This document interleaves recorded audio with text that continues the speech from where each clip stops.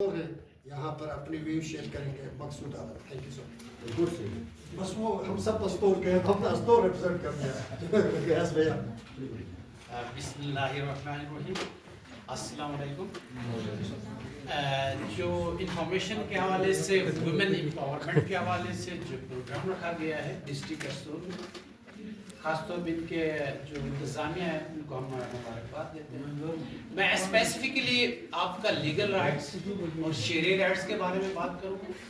اللہ سبحانہ و تعالیٰ سورۃ النساء سورہ نمبر ورس نمبر 7 میں للرجال نصیبا ترک الوالدین والاقربون، اس کا ٹرانسلیشن ہے there is a share for men what their parents and close relatives leave.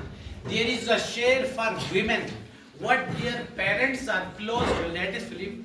Be it little or much, it is an obligatory. اسلام نے women کا جو رائٹ ہے، جو حصہ ہے، شیئر ہے، وہ سورۃ النساء میں ڈیسائیڈ کیا کہ یہاں سے ان کا حصہ ملے گا. صرف وہاں پر مین کی بات نہیں کی ہے، ویمن کی بھی بات کی ہے.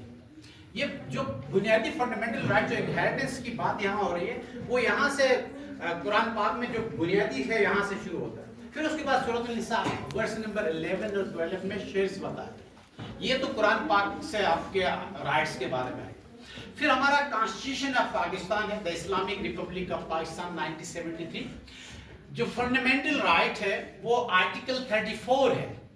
آرٹیکل 34 کہتا ہے steps shall be taken to empower the full participation of women in all spheres of national life.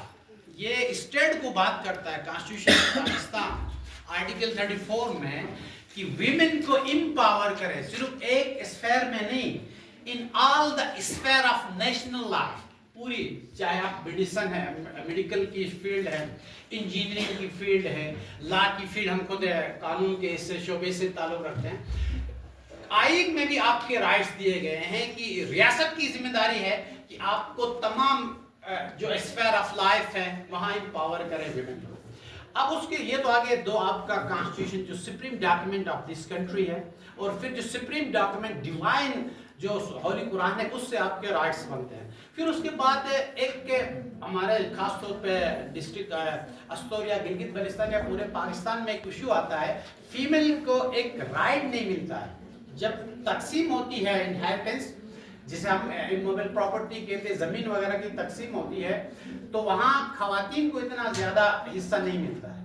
اور پھر ان کے لیے اگر کوئی ویمن لینا چاہتی ہے وہ اپنا رائٹ، تو وہ سول عدالتوں میں جاتی ہے. آپ تھوڑا سا سن لیجیے گا، آپ کے لیے لیگل چیزیں بتائی جا رہی ہیں جو آپ کو قانون دے گا، جو آپ کو آئین دے گا. ایک آپ کی رسپانسبلٹی، ابھی ہم آتے ہیں ڈیوٹیز کی طرف بھی آتے ہیں، تو آپ کے لیے بہت امپورٹنٹ آپ کی انفارمیشن ہے. تو ایک سیول سوٹ فائل کرتے تھے، سیول ایڈمنسٹریشن ہم کہتے ہیں سوٹ. پھر وہ خاتون جا کے صدیوں تک ان کے وہ بچوں سے لے کے پوتا پوتیوں تک جا کے ان کے کیس ڈیسائیڈ نہیں ہوتے. پھر اب ایک امینڈمنٹ آئی ہے دا پاکستان پینل کوڈ تعزیرات پاکستان میں چیپٹر 22A، اور سیکشن ہے 498A، کرمنلائز کیا گیا ہے. یہ سنیں آپ کے لیے بڑی محنت سے، یہاں تقریباً پڑھنے کی خواتین ہیں، آپ کے لیے کہ وہ جو سالوں سال لگتے تھے کرمنلائز کر کے، سالوں سال لگتے تھے جو لیٹیگیشن کے لیے، اس کو کرمنلائز کر کے پنشمنٹ رکھی گئی ہے. اگر بہن کو، بیوہ، کسی بھی ویمن کے لیے اسپیشلی ہے، صرف خاتون کے لیے ہے، اگر اس کے حقوق سے، اس کو انہیریٹنس پراپرٹی سے ڈپریو کیا جاتا ہے، تو وہ جا کے کمپلین فائل کر سکتی ہے مجسٹریٹ کے سامنے. اور وہ جو بھائی ہے یا واٹ ایور جو بھی ہے، اس کا جو بھی ریلیشن ہے، وہ اگر وہ زمین کا حصہ نہیں دیتا ہے تو اس کو 10 سال کی سزا ہے اور 10 لاکھ جرمانہ ہے. اس کو کرمنلائز کیا گیا ہے. تو جو ہمارے آگے ہمارے جو بھائی وغیرہ ہیں، ان کے لیے میرا انداز سے ان کا انہیریٹنس رائٹ دینا چاہے، نہیں دیں تو کرمنلائز کیا گیا. بہت مختصر ٹائم میں آپ کا حصہ مل سکتا ہے. تو یہ تو آپ کو جو آئین پاکستان، پھر آپ کا قرآن پاک، پھر آپ کو ہے. پھر آپ ڈیوٹیز ہیں، ڈیوٹیز سمپل سی ہیں، اور سب سے بہترین ڈیوٹیز آپ لوگوں کی ہیں. ٹھیک ہے، اسلام میں عورت کو 4 دیواری کے اندر رہنا ہے، یہ بھی ہے. لیکن جب جہاد وغیرہ ہوا تو فیلڈ میں بھی گئی ہے. ویمن کو پردے میں رہ کے کسی بھی فیلڈ میں جانے سے منع نہیں کیا گیا ہے. پورے تقریباً علماء کرام کا یہ تقریباً ہے، کچھ سیگمنٹ ہے علماء کرام کا وہ کچھ ریسٹرکشن لگاتے ہیں، لیکن جنرلی جو پرسپشن ہے وہ آپ اسلامی اس میں رہ کے کوئی بھی جاب کر سکتی ہے. جاب کا لازم بات ہے کوئی جاب لیگل ہوگی نا, قانون کے مطابق ہوگی, وہ کر سکتی ہے.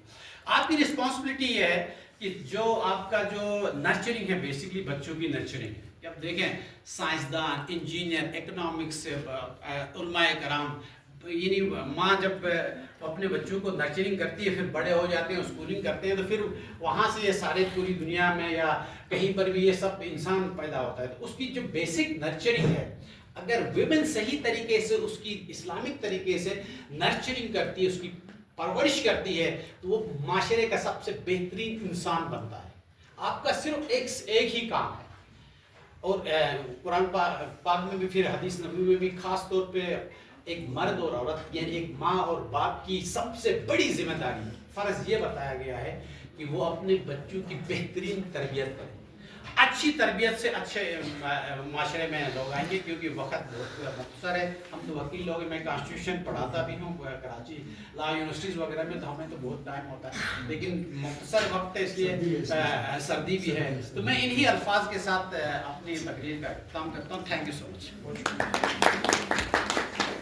بڑی خوشی ہو گئی.